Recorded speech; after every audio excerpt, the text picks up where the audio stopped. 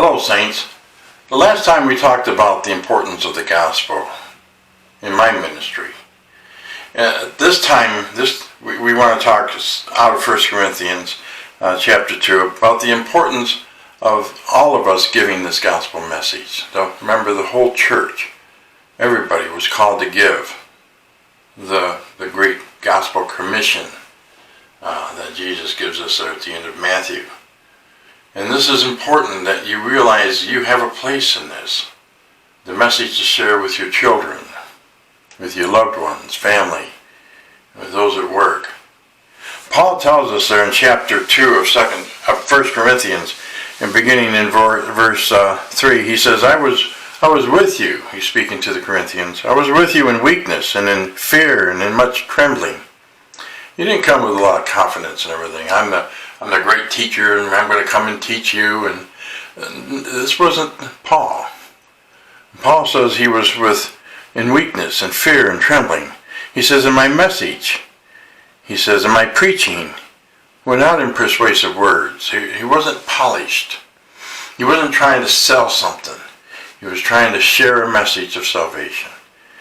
And so he goes on and says there in verse 4, that they were not persuasive words of wisdom, but in demonstration of the Spirit and of power, so that your faith would not rest on the wisdom of men, but on the power of God.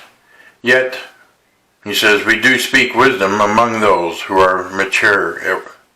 A wisdom, however, not of this age, nor of the rulers of this age, who are passing away. He came to them in a humble spirit. He let the Holy Spirit speak to them. It wasn't about a polished presentation to sell them an idea, but to share the message of salvation in fear and trembling. A message not only that you needed to hear, but he needed to hear. And I want you to realize that the sharing of the gospel is something that we're all called to do. And that, yes, you too can do it. As you share with others what Jesus has done for you. Begin with your testimony. And begin with the idea of what Jesus is all about in your life and how important it can be in others. Like Paul says, we too can say that we did not come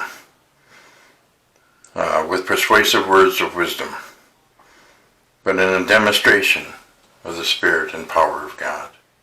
Let God's Spirit guide you in sharing this great message to the world as we prepare for Jesus. Blessings.